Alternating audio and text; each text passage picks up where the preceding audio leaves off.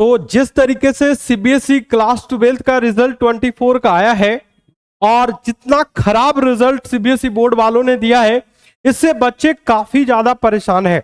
लेकिन मैं अगर मानता कि कोई एक बच्चे का मार्क्स कम आया, 2 बच्चे का मार्क्स कम आया, 10 बच्चे का मार्क्स कम आया, तो मानते हैं कि किसी पार्टिकुलर स्टूडेंट की गलती हो सकती है।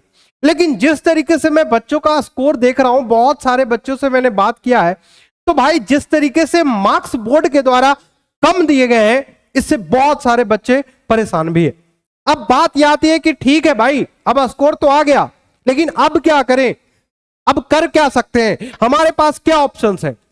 और खास करके उन बच्चों के लिए जिन्होंने जेई का एग्जाम भी दिया, जेई मेंस का एग्जाम क्वालिफाई भी कर लिया, मार्क्स भी आ गया है, अब वो कॉलेज के पास जाना चाह रहे हैं, कॉलेज में एडमिशन लेना है, लेकिन 12th में 75% की क्राइटेरिया फुलफिल ही नहीं हो पाई है। अब इस केस में करे तो क्या करे बच्चा। तो बच्चों आप बिल्कुल भी परेशान नहीं होइए, आपके लिए मैंने एक गुड न्यूज लाया हूं, और वो गुड न्यूज ये है कि आप अपने साल को ना बर्बाद करके आप जो है आप बेहतर कर सकते हैं। आप अपने 12th का 75% का क्राइटेरिया फुलफिल कर सकते हैं, लेकिन कैसे? तो चलिए आपको मैं एक एक करके सारी चीजें मैं आपको समझाता हूं, बताता हूं, और पूरे ध्यान से अच्छे से वीडियो में बिल्कुल अंत तक बने रहिएगा, क्योंकि इस वीडियो में पूरी आपकी परेशानी को मैं दूर करने वाला हूं। तो बच्चों सबसे पहले जो बात यह आती है कि जो क्लास 12 का रिजल्ट आया है उसमें से 2 कैटेगरी के बच्चे हैं। एक बच्चे वो है जो या तो पास कर गए हैं, और दूसरा बच्चा ये है जो कि फेल कर गया है। अब पास स्टूडेंट में भी वो एक कैटेगरी जिसके मार्क्स जो है 75% से कम है। अब 75% से जो इसका कम है, तो वो क्या करे, आखिर वो जेईई मेंस के कॉलेज में एडमिशन तो नहीं ले पाएगा, लेकिन जो फेल है वो फेल अगर 2 या 3 सब्जेक्ट में है या 1 सब्जेक्ट में, तो वो क्या करे। तो बिल्कुल ध्यान से सुनिएगा बच्चों, मैं एक एक बातें आपको बताने वाला हूं।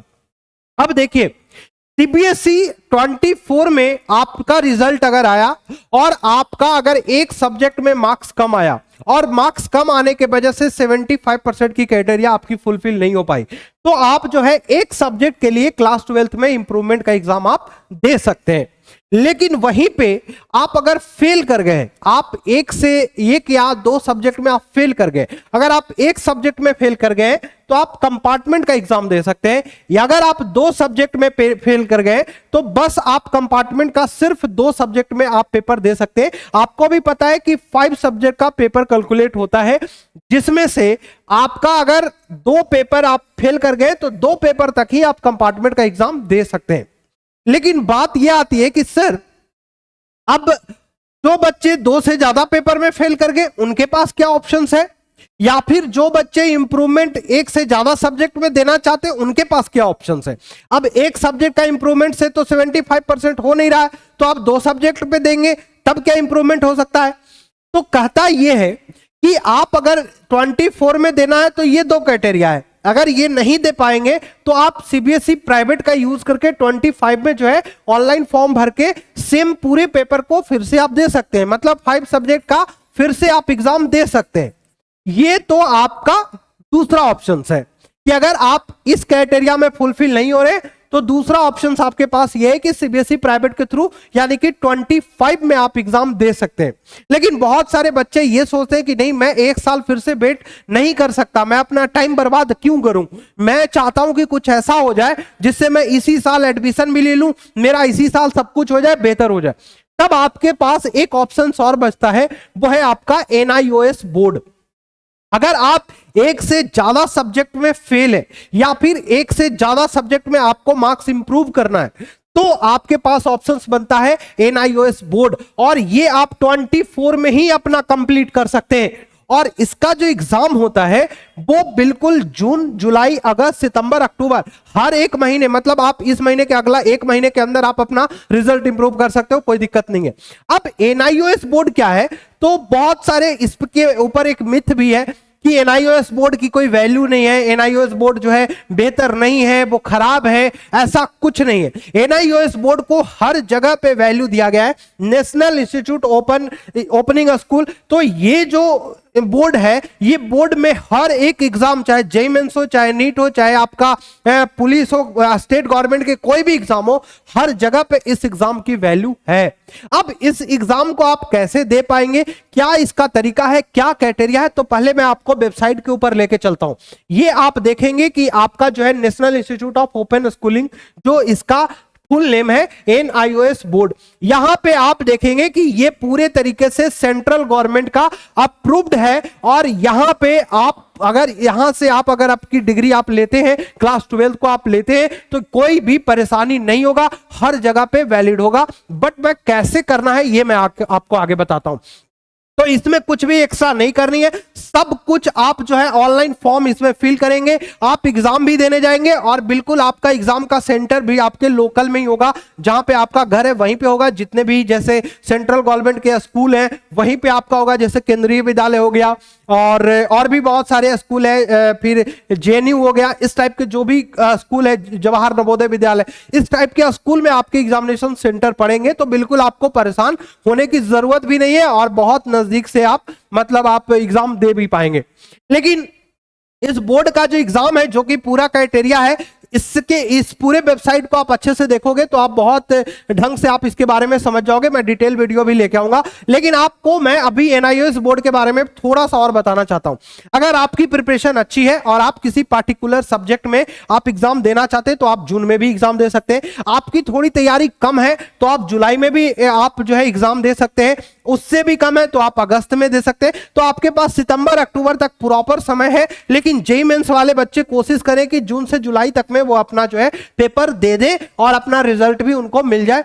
अब रिजल्ट अगर मिलता है, अब यहां पे समझना बात को ध्यान से कि आखिर क्या डिफरेंस होगा CBSE बोर्ड और NIOS बोर्ड में, आखिर डिफरेंस क्या होने वाला है, थोड़ा सा बात को समझिएगा। आपको अगर आप एक चीज बताइए, आपने CBSE का एग्जाम दिया, 5 सब्जेक्ट का एग्जाम दिया, जिसमें आप जो है 2 सब्जेक्ट में आप फेल हो गए, ठीक है, 2 सब्जेक्ट में आप फेल हो गए, मानते हैं। अभी मैं फेल वाले स्टूडेंट की बात बता रहा हूं। अगर आप 2 सब्जेक्ट में फेल हो गए तो आपको ना 5 सब्जेक्ट NIOS बोर्ड में देने की जरूरत नहीं है। आप सिर्फ बचे हुए 3 पेपर में आप पास है, 2 सब्जेक्ट में आप फेल हो गए, तो आप NIOS में सिर्फ 2 सब्जेक्ट में ही आप अपना जो है पेपर दे सकते हैं, कोई दिक्कत नहीं है। तो अब होगा क्या, तो आपको CBSE 3 पेपर का आपको मार्कशीट देगी और 2 पेपर का मार्कशीट आपको कौन देगा, NIOS बोर्ड। तो टोटल मिला के 5 सब्जेक्ट हो गए और दोनों CBSE और NIOS बोर्ड दोनों का मार्कशीट आपको जब भी लगाना होगा तो दोनों साथ में लगाना होगा। यानी कि CBSE का 3 सब्जेक्ट का और NIOS बोर्ड का 2 सब्जेक्ट का। अब कोई बच्चा ये बोल रहा है कि अगर मैंने यहां पे एक सब्जेक्ट में मैं फेल हो गया हूं, तब आप जो है यहां पे भी सेम कंडीशंस है कि आप एक सब्जेक्ट का आप यहां दे देंगे, बाकी 4 सब्जेक्ट आपका यहीं से कंक्लूड हो जाएगा, कोई दिक्कत नहीं है। अब एक और बात यह है कि ये तो फेल वाले स्टूडेंट की बात हो गई। अब बात करते हैं इंप्रूवमेंट देने के लिए कि मेरा जो है दो पेपर अगर मैं दे दूंगा तो मेरा जो है इंप्रूव अच्छा हो जाएगा। तो सेम क्राइटेरिया यहां भी है कि आप 2 पेपर आप NIOS बोर्ड से दे दोगे। अगर 2 पेपर में लगता है कि 2 पेपर में हम अच्छा स्कोर करेंगे तो मेरा जो है 75% की क्राइटेरिया जो है वो फुलफिल हो जाएगी। तो आप क्या करोगे, आप 2 पेपर जो है NIOS बोर्ड से दे दोगे। सपोज आपका मैथमेटिक्स में कम है, फिजिक्स में कम है, तो आप NIOS बोर्ड से 2 सब्जेक्ट यानी कि फिजिक्स और मैथमेटिक्स का आप पेपर दे दोगे और ये 2 सब्जेक्ट NIOS बोर्ड आपको सर्टिफिकेट देगी, मार्कशीट देगी और 3 सब्जेक्ट का जो है आपको कौन देगा, आपको CBSE देगा। तो इन दोनों मार्कशीट को जब भी आप यूज करेंगे हर जगह पे, तो ये आप हर एक जगह पे दोनों मार्कशीट यूज करेंगे। अब आपके मन में ये सवाल चल रहा होगा कि क्या जेईई मेंस में वैलिड है, तो 100% वैलिड है। हर साल बच्चे ऐसे करते हैं, आप कोई नया नहीं कर रहे हो। बच्चे हर साल NIOS बोर्ड से अपना एग्जाम दे करके अपना समय बचाते हैं और वो बेहतर करते हैं। तो आपको बिल्कुल भी परेशान होने की जरूरत नहीं है, बिल्कुल 100% वैलिड है और 100% सिक्योर है और मस्त है।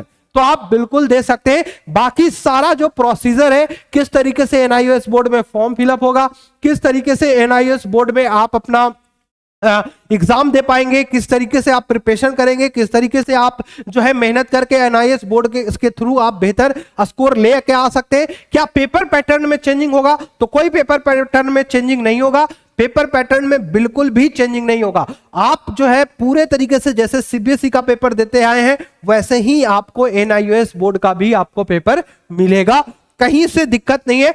आप अपना अगर साल बचाना चाहते हैं, आप अपना ईयर बताना चाहते हैं, तो आपके पास ये ऑप्शंस बहुत अच्छा ऑप्शंस है, तो आप इसका यूज कीजिए और आप जो है अपना साल बचाइए। तो ये था ना आपके लिए बेहतर गुड न्यूज। तो आप बिल्कुल वीडियो को लाइक कर दीजिए, अपने दोस्तों के साथ शेयर कर दीजिए, और आपको और क्या क्या परेशानी हो रही है बच्चों उसके लिए यार कमेंट फटाफट कर दीजिए, ताकि हम आपके लिए और भी वीडियो जो है लाते रहे और आपकी परेशानी से हम आपको दूर करते रहे। तो चलिए मिलते हैं नेक्स्ट वीडियो में, खुद का ख्याल रखिएगा।